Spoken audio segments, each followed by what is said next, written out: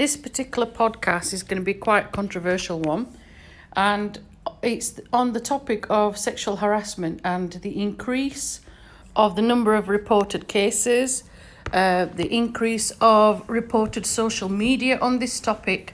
Obviously, I'm going to put a disclaimer out there that sexual harassment can happen to anybody. It doesn't matter if you're male or female or of a particular gender that you identify with. It can happen to anybody. This particular topic that I'm going to focus on, this particular podcast, is going to mainly focus on the females, because that seems to be the one particular topic area that seems to be within our mainstream social media on a bigger scale. And obviously, as some of you are aware, on a global mainstream sort of platform, there's been lots and lots of movement, hasn't there, with the famous cases that's happened in America with the Harvey Weinstein. And in fact, the repercussions of that is still reverberating. It's still having a ripple effect as they are trying harder to, basically hold people accountable and responsible.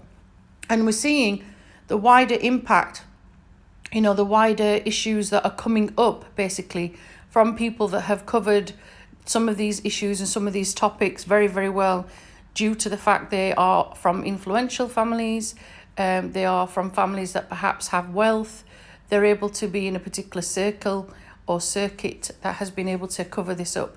And obviously now we have the big Me Too movement that happened not so long back, and again, people were finding the courage, finding, the confidence, I guess, and intrepidness, I guess, to open up those old wounds that they haven't healed from trauma, and from a psychology point of view, that's quite a huge thing, to be opening up your past traumas and trying to help yourself to heal, because obviously it's a trigger point, for many people that have buried that abuse and have buried those memories that unfortunately still haunt them, What I'm seeing now, though, is an increase in some countries doing a huge drive on sexual harassment and making it laws, and that's a positive step going forward.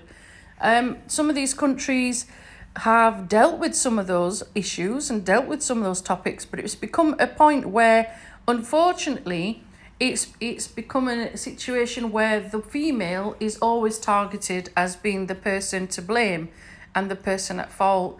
And that's one of the reasons I'm having this podcast, because, it shouldn't be like that, but unfortunately it still is. And it's going to take time to remove quite a lot of the, factors that are around that particular topic, and for people to be able to move forward. So in some of these countries that I'm mentioning, I'm not going to mention the countries' names for obvious reasons, but in some of these countries, tradition plays a part, culture plays a part, religion plays a part, and the social norms, I guess, of expectations have taken part. Gender roles also take part in this as well. And, I've lived in some of these countries too that I'm talking about. So I'm not talking about social media aspects of things I've just seen and witnessed. These are things I've actually seen with my own eyes, and I have lived through, and I have had friends go through. And, it's fantastic, like I said, that countries are putting something in force, they're putting something in law, they're actually making people accountable, and that's been seen recently. However, already there seems to be a backlash with society. Society already are, for example, making posts like, for example, because a woman wears a particular perfume, it's enticing, therefore she deserves, for example, what happens to her. A woman shouldn't be wearing tight clothing that has ripped jeans. Now, the ripped jeans could be anywhere on that body, for example, below the knees. But culturally, traditionally, religiously, some individuals see that as going against their faith, going against their culture, and are basically targeting the female and saying, it is your fault that this particular sexual harassment and so on happened to you because of what you're wearing. Now, that should not be the case, but sadly it is happening. It is happening, and people are very quick at pointing the finger at the females, and not necessarily looking at the male patterns of behaviour that triggers that whole concept anyway of why they're actually sexually harassing that individual. Now, I've had cases myself where, I've been in positions, where unfortunately sexual harassment has happened to me, and I've dealt with it the way that I can. At the time, whatever I thought was the best way of dealing with it, I've dealt with it. But upon reflection, you think to yourself, why should that situation happen to me? Why is it still happening to me? And why don't other people know about these things? Okay, sometimes for the fact that it's not your country, you don't want to make a big deal out of it, for example. And sometimes that even if you go and report something, unfortunately, in a majority of some countries, not all, some, the police can be very corrupt. The whole investigation can be very corrupt. And sometimes people don't really want to know what's happened. They turn a blind eye.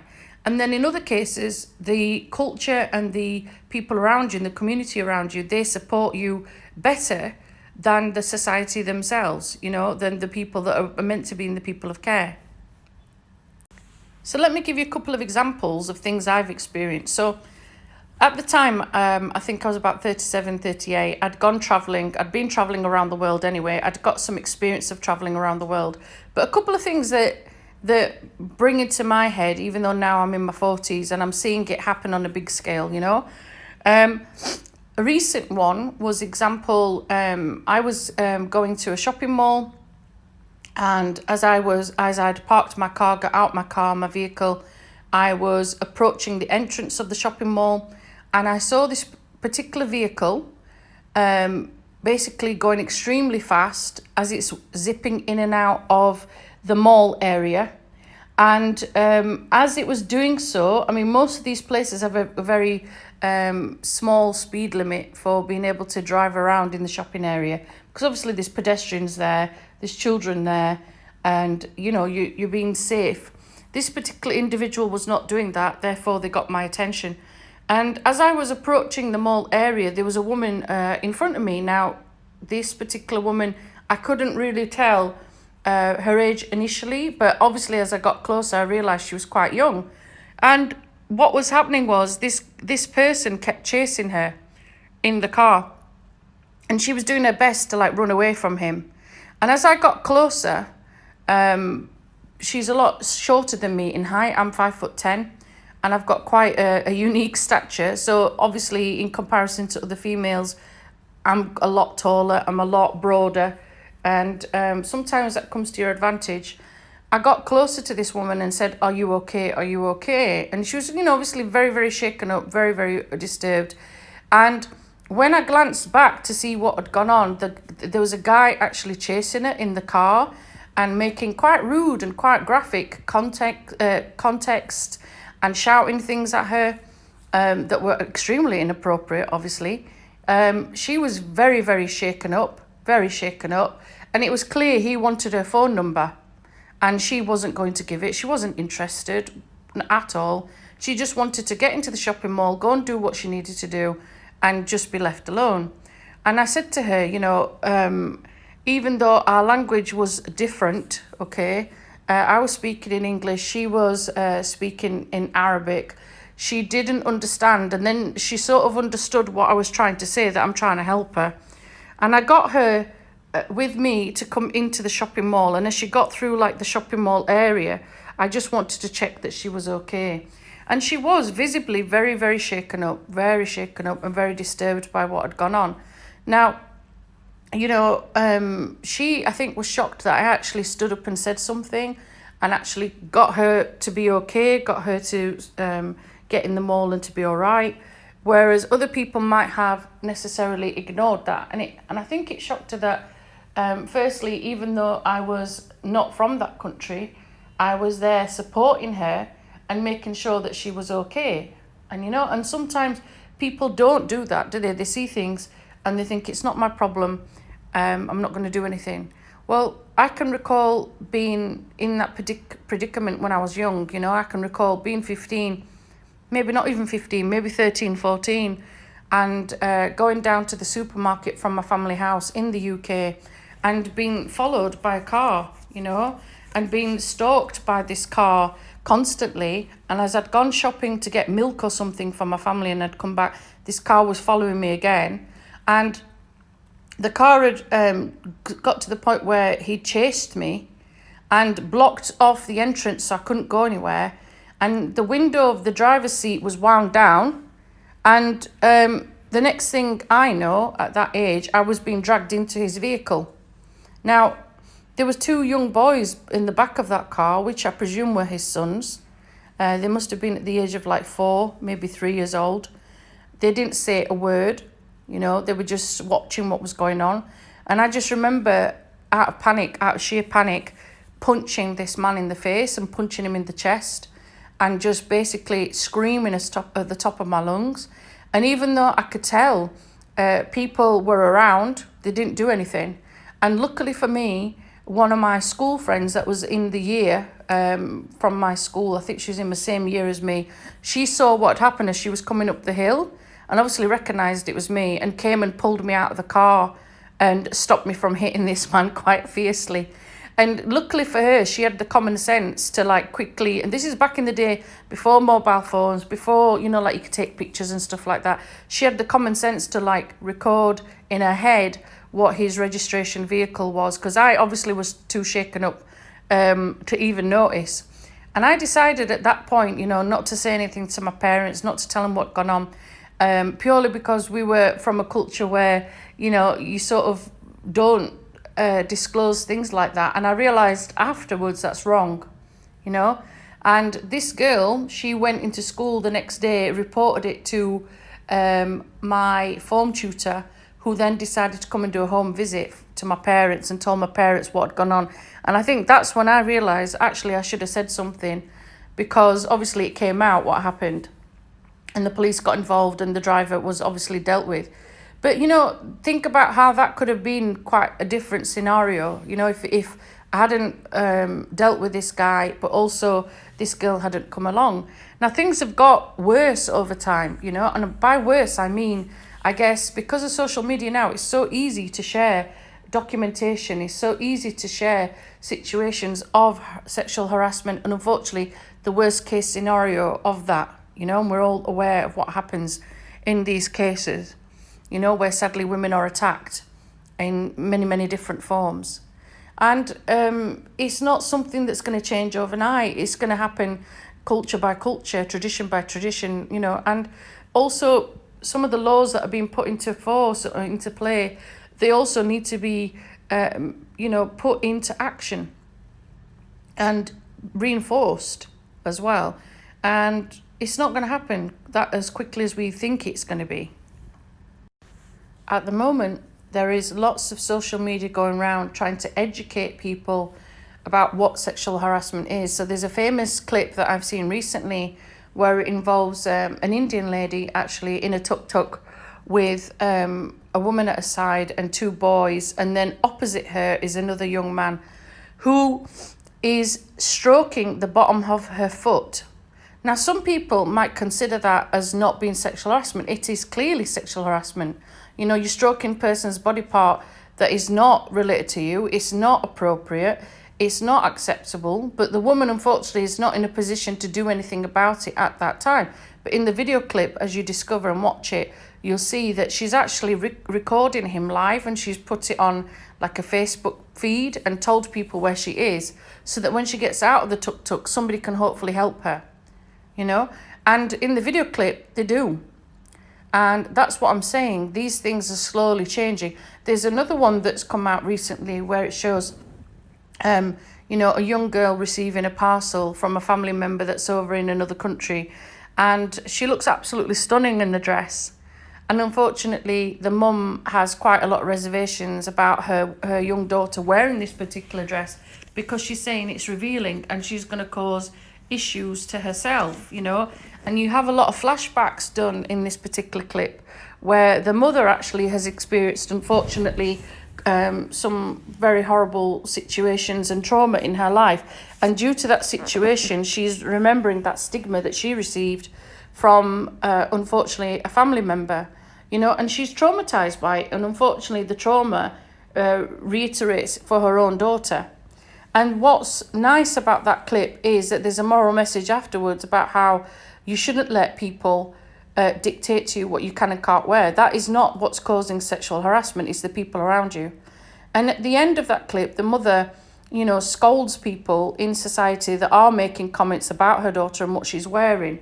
And it's good to see that, these things are happening. These things are being re-educated to people that what you're doing is not acceptable, And then, like I said to you, it's going to take time for that to happen. In some countries, the Me Too movement has just started recently on a big scale, and I mean big scale. And it is brilliant to see that people are stepping up, they're speaking up, and they're saying out loud that, these particular actions are not acceptable. The way that you treat a female within society is not acceptable. And there are levels of harassment, definitely sexual harassment, that unfortunately can lead to other cases, other trauma situations, that I'm obviously, you're aware of, like the Harvey Weinstein cases and so on. Unfortunately, this does happen in our society. It should not happen. It should not be happening, but unfortunately it is.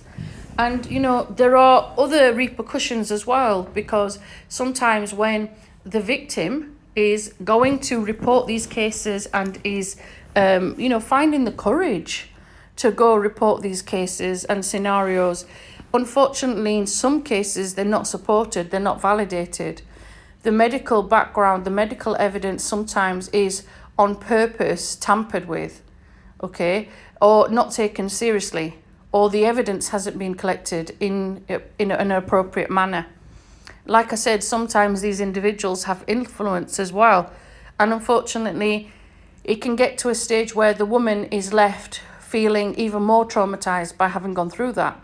If you look at some court systems and you look at, the evidence that they have to pull for a majority of cases, there has to be quite a lot of evidence. And you'll see from some very famous case scenarios where, unfortunately, again, as I said to you, the woman is targeted. The woman is the one that's put in the position of, well, why did you do this? And why did you do that? They're not necessarily looking at the man's actions behind this.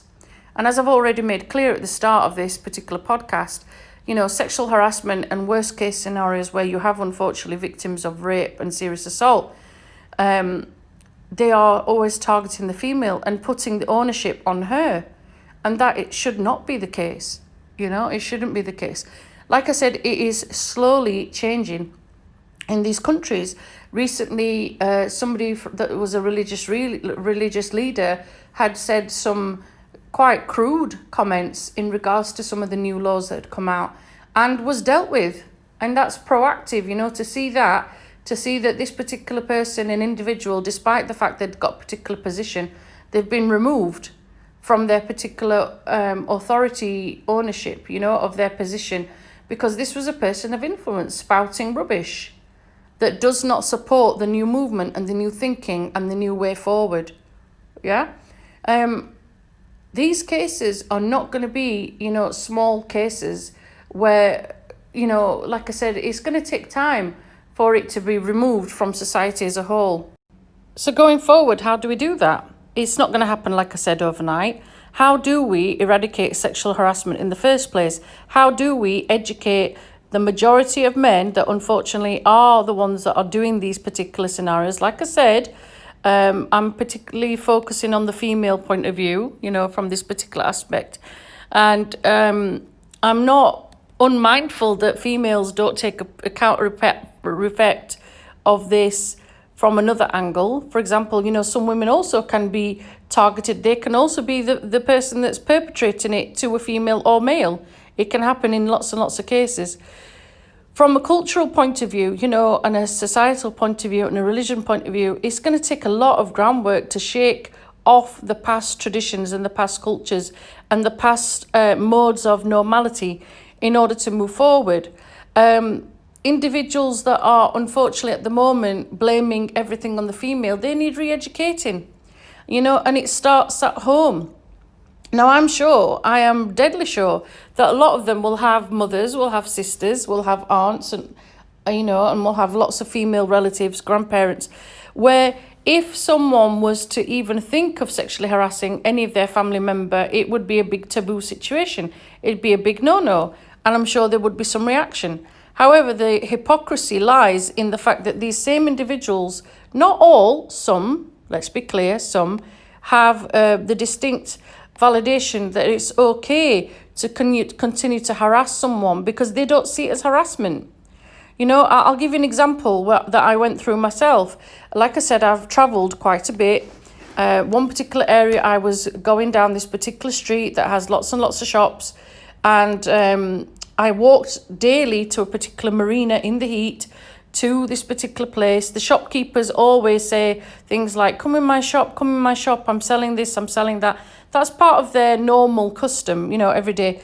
And one particular morning, it was a different scenario. It was a different situation where, as I was walking down the street, they got used to me answering, obviously, no, it's okay, next time, and so on. And in this one particular occasion, as I'm walking down the street, I had my headphones in, actually, at that time. I was listening to some music.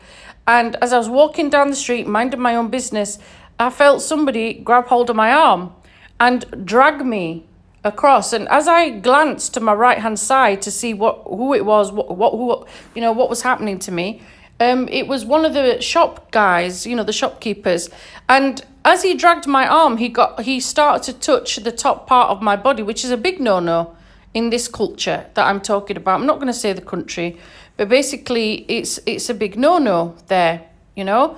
And obviously my reaction with my other hand was to punch him in the chest and to pull him away and to get him off me. And I was screaming at the top of my lungs at him, saying a lot of swear words, if I'm honest.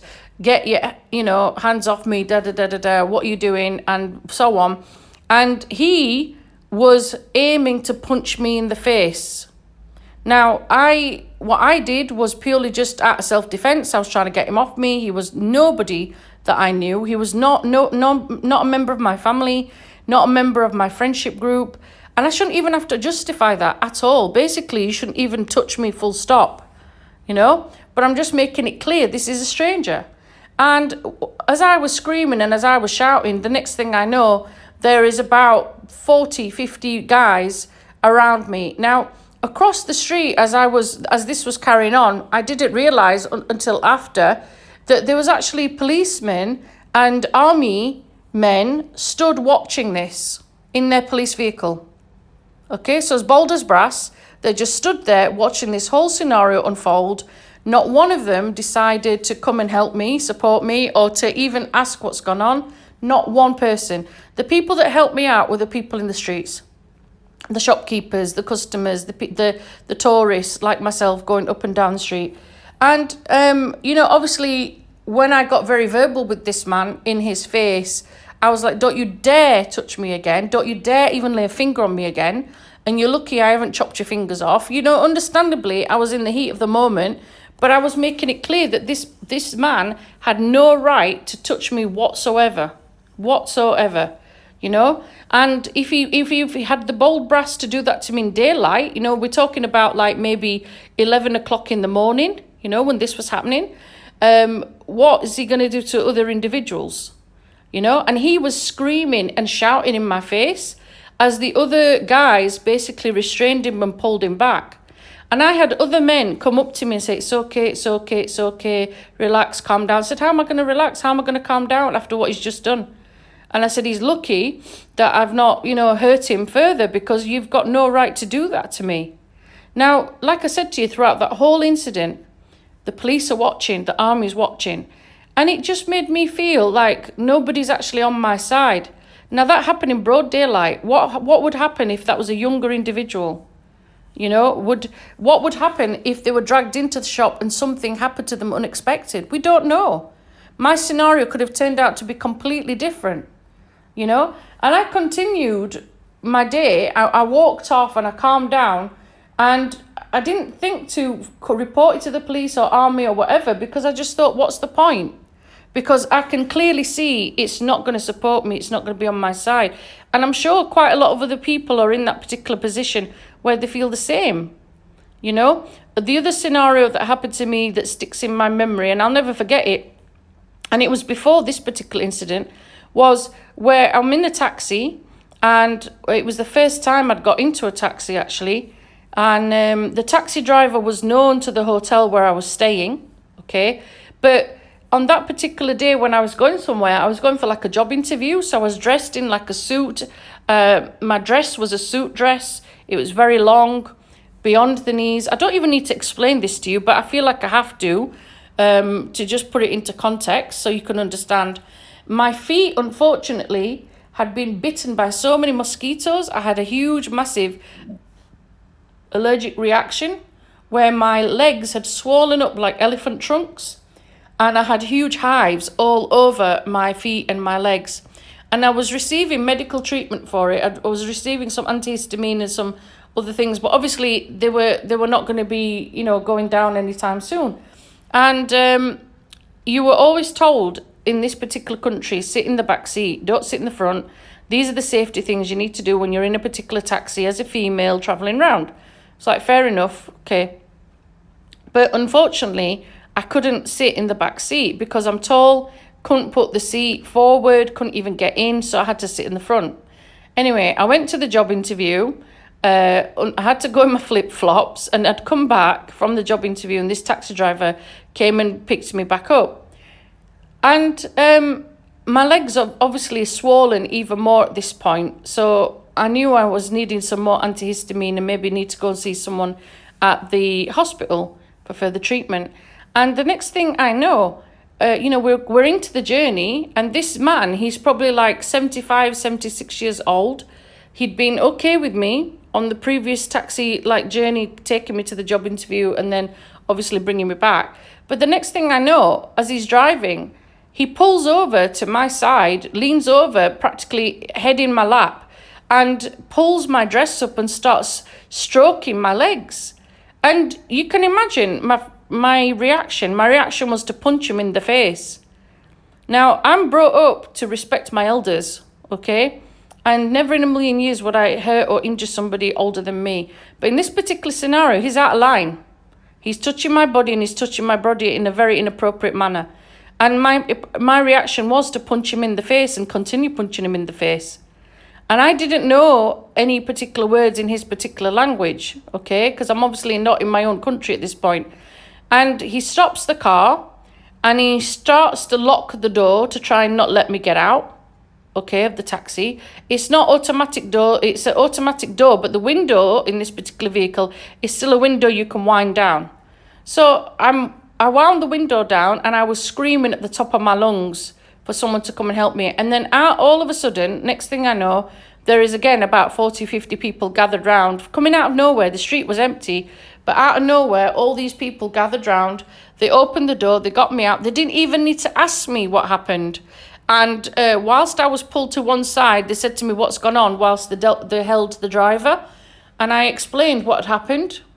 And all I could hear is this man then suddenly finds English words, and he says, girlfriend, you're my girlfriend. And I'm thinking, you're old enough to be my grandfather, mate, let alone my dad's age.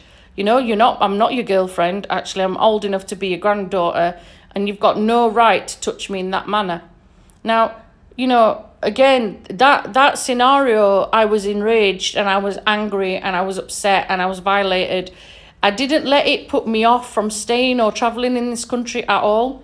I decided that I wasn't going to let it hold me back. But it made it clear to me that, unfortunately, predators can come in any shape or form or age, And just because somebody is like a grandfather age or a grandfather figure, and you wouldn't think that they were going to do something like that to you, they can. And I'm sure some of you can relate to some of these situations.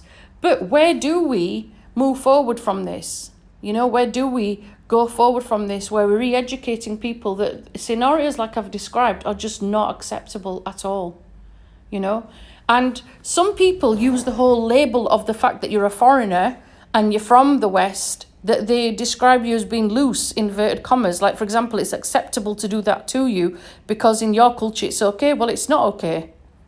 It is not okay. It's not okay to touch anybody's body in an appropriate way. You know, nobody's body should be touched. We have this thing called personal space, and it's there for a reason.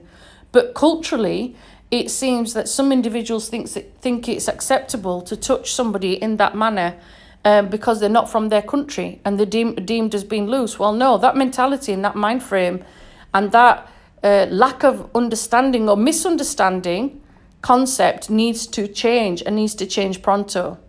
And I'm glad that these countries that I'm talking about, the ones that I've travelled to, are the ones that are now stipulating these rules and these laws. And I hope that they, reinforce it, which by the looks of it, they are doing so. But like I said, it's going to take a long time to move forward, not from a small scale, from a big scale. There needs to be re-education with the young men, with the adults, and with the females as well. It's not just one particular aspect. And I hope, like the cases I've explained to you, where, okay, these scenarios have happened, and I've been fortunate and I've been blessed that people have come to my help and my rescue, but I'm sure there are scenarios and there are cases where sadly that's not been the case, and sadly there hasn't been the evidence there to support that person. And whether you think that I'm in the wrong or right for attacking these people, if that's what you want to call it, personally for me it was self-defense. Should we be helping our younger females to learn more about self-defense, for example, and be more autonomous in the fact that they're saying, excuse me, what you're doing is unacceptable. Actually finding the voice, even though it's not your country.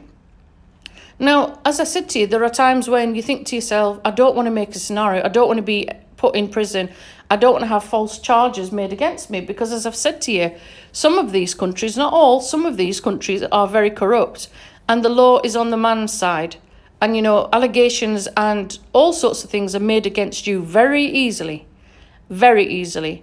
And those things also need to change too, don't they? They need to change as part of this movement, okay? I can recall, when you take out property abroad and you rent property abroad, automatically as a female, the number one thing they say to you all the time, do not invite men to your house. You are not allowed. And you're thinking to yourself, why are you even saying that to me? Because it's not even something that's even occurred in my brain. It's not even a thought that's occurred in my brain. I don't know anybody here, for example. I've moved here by myself because I'm travelling. Why would I even contemplate having a stranger in my house? This is what I mean. This whole mentality, this whole concept of whether you're foreign or you're not foreign, or whether you're in the country that you considered to be your home, it needs to change, And this whole community accepting the rules, and stipulations of sexual harassment and what it actually boils down to. The whole concept of blaming the female has to change. The whole concept of targeting the female, whether she is wearing perfume, whether she is dressed without what somebody else considers modesty, because people are being judgmental, whether they're not considering them to be religious or so on and so on and so on, that's down to them and their judgmentality, but that needs to change. It is not the female's fault. None of it is. None of it is.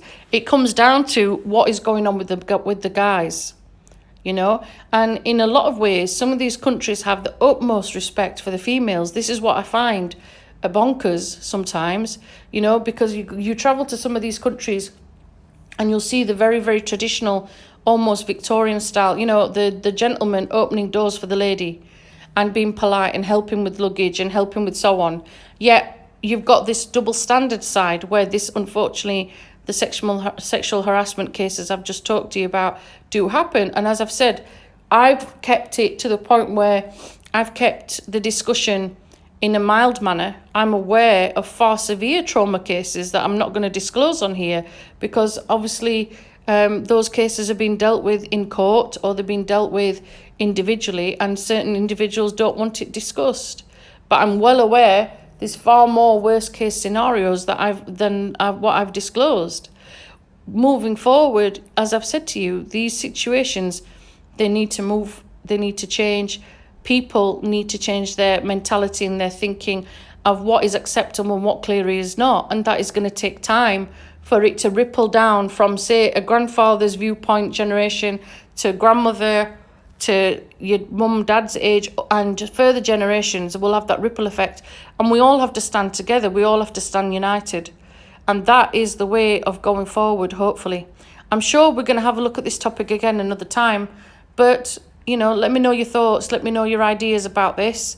I'm sure some of you will have some of your own viewpoints as well. But for now, you know, take care. Look out for each other. And if you're listening to this and, you know, things mirror something with you that you need to change, then start making that change. Let's move forward, guys. Take care. Peace.